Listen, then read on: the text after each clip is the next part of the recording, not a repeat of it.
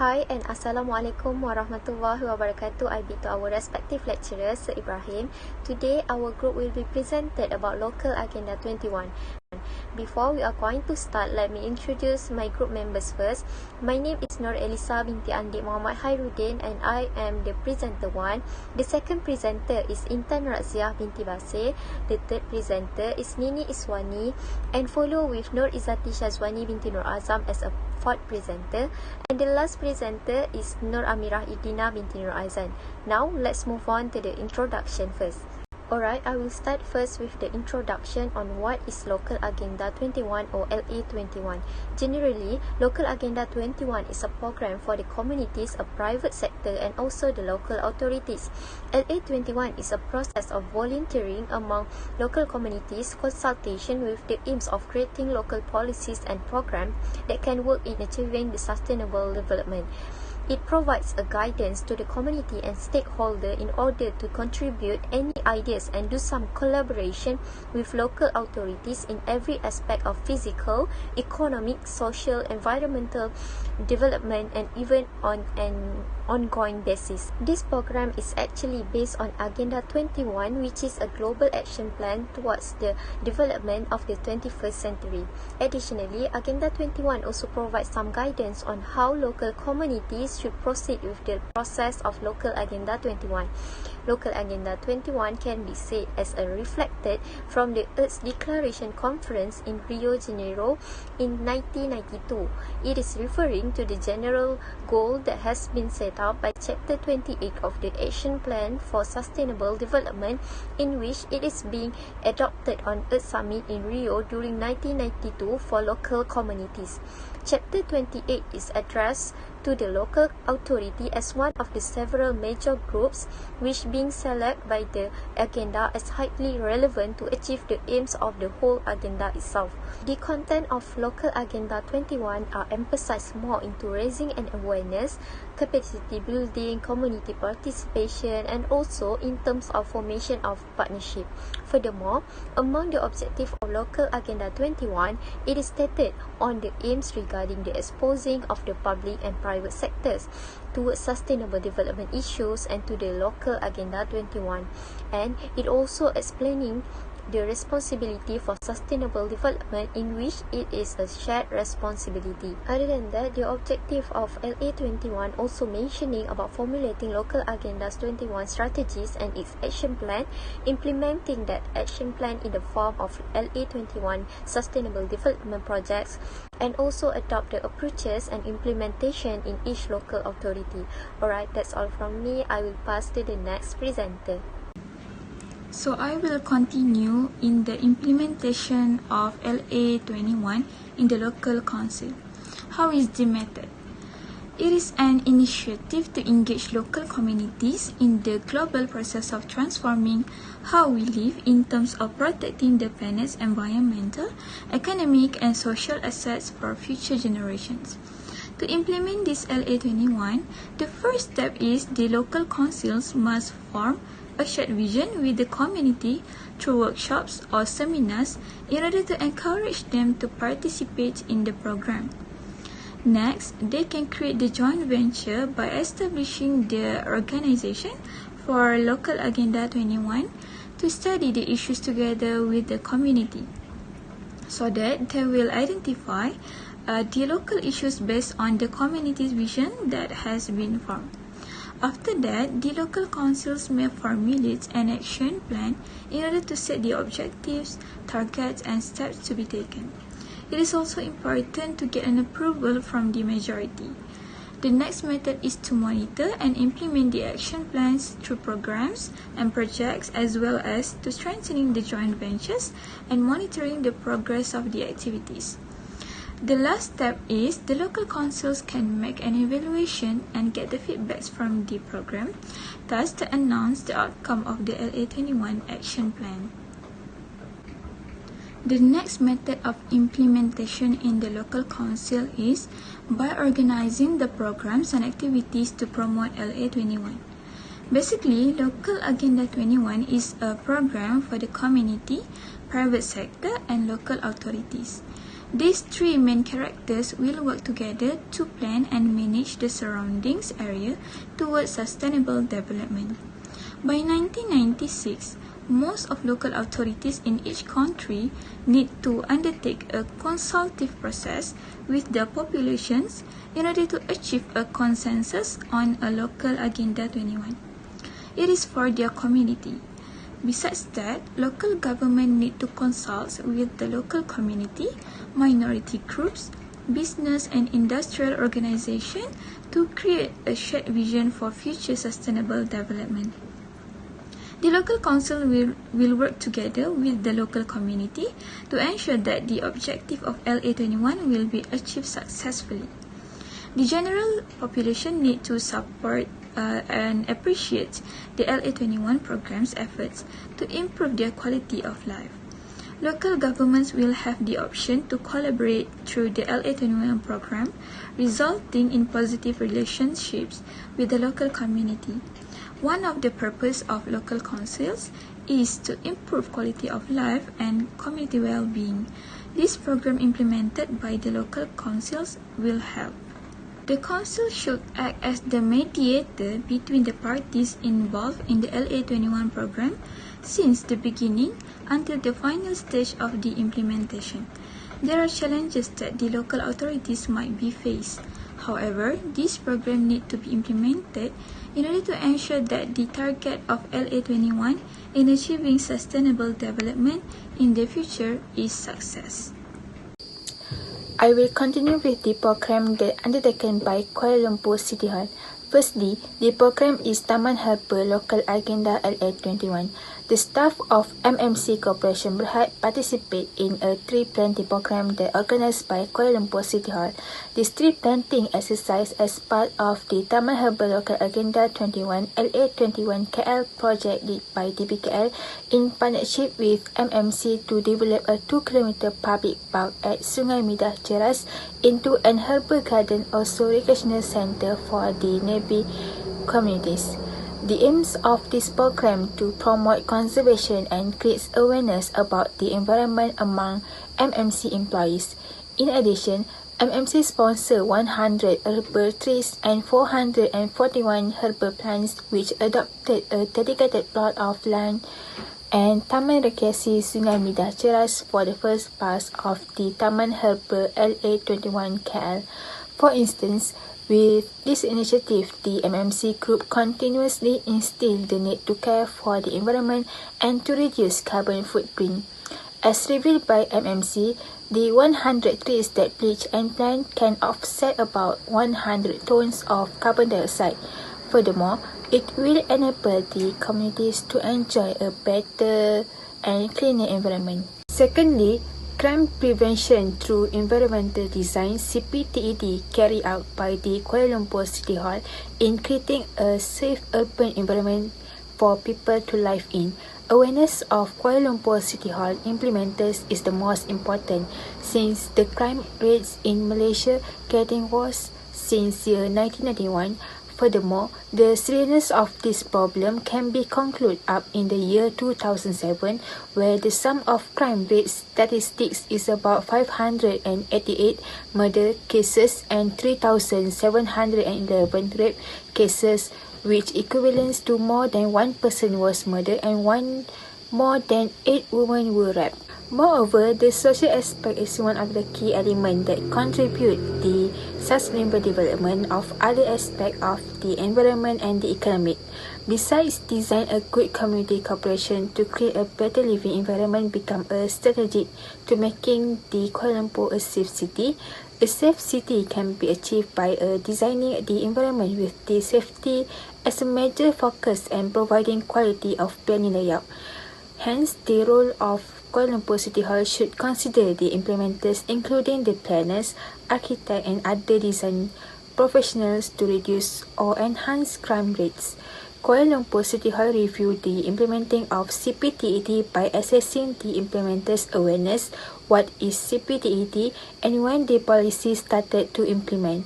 For instance, the importance of the CPTED implementation by Kuala Lumpur City Hall implementers will contribute to a better and safe built environment which lead towards the reduction of crime happen in the urban area.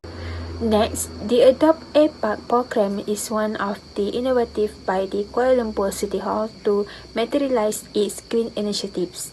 However, it also became an innovative approach of corporate social responsibility (CSR), which showed tripartite partnership among the local authorities, residents, and corporate agencies. The park adoption program has been promoted under the Greater Kuala Lumpur and Klang Valley Cleaner KL Entry Point project. Besides that, this program came into the limelight of the Kuala Lumpur City Hall that practices via the Cleaner Kuala Lumpur initiatives. Since 2012 until 2018, there are 10 corporate agencies have participated in the Adopt a Park program, which the aims to beautify and maintain urban public parks in Kuala Lumpur using private funds. Greener Kuala Lumpur is one of the initiatives by the Kuala Lumpur City Hall, which the main idea behind the Greener Kuala Lumpur is not just promoting the novelty of sustainability beside paving the way of a clean environment and greener metropolis. However, for the Laman Eco Sky, the park adopted for 3 objectives include to foster city green space, to elevate the quality of life of local community and future residents, also to protect and preserve the environment. Therefore, these objectives reflect the awareness of the park adopter in prioritizing both healthy community and environment. Lastly, Kuala Lumpur City Hall is the authority that cares of Low Carbon City LCC program in Kuala Lumpur. Kuala Lumpur Low Carbon Society Blueprint 2030 is an initiative to take part in Low Carbon Cities 2030 Challenge. Besides that, Kuala Lumpur City Hall aims to reduce the city's carbon emissions intensity of gross domestic products (GDP) without compromising its vision and economic growth target. Moreover, it also to reduce private vehicles entering the city centre of Kuala Lumpur during peak hours. Hence, Kuala Lumpur City Hall also enhanced the use of effective variable message signs in order to make sure that information delivered to the public. With the slogans of Kuala Lumpur towards a low-carbon city and reduce congestion together we use public transportation, this shows that Kuala Lumpur City Hall tries to maintain the residents to use public transport for users daily to reduce private car usage. Besides that, free bus rides within downtown Kuala Lumpur during peak hours also one of the good ideas to encourage public transportation usage. Basically, on the weekend, the traffic in Kuala Lumpur is quite busy. Thus, Kuala Lumpur City Hall come up with Kuala Lumpur Car Free Morning program to support the LLC initiatives. Furthermore, the free bus service is owned by Suruhanjaya Perkhidmatan Awam Malaysia and the operators are Transnational and Rapid Bus Consortia. This free service has expanded for 2 routes to 4 separate circular routes. These 4 separate circular routes can be identified by the 4 color of routes like green, purple, red and blue. Moreover, Kuala Lumpur City Hall also create a dedicated cycle lanes in the downtown area of Kuala Lumpur. This is to encourage Kuala Lumpur residents to use non-motorized transportation at a suitable line. Hi, my name is IZZATI SYAZWANI and I will continue to the challenges by the Kuala Lumpur City Hall DBKL faces in implementing Local Authority 21.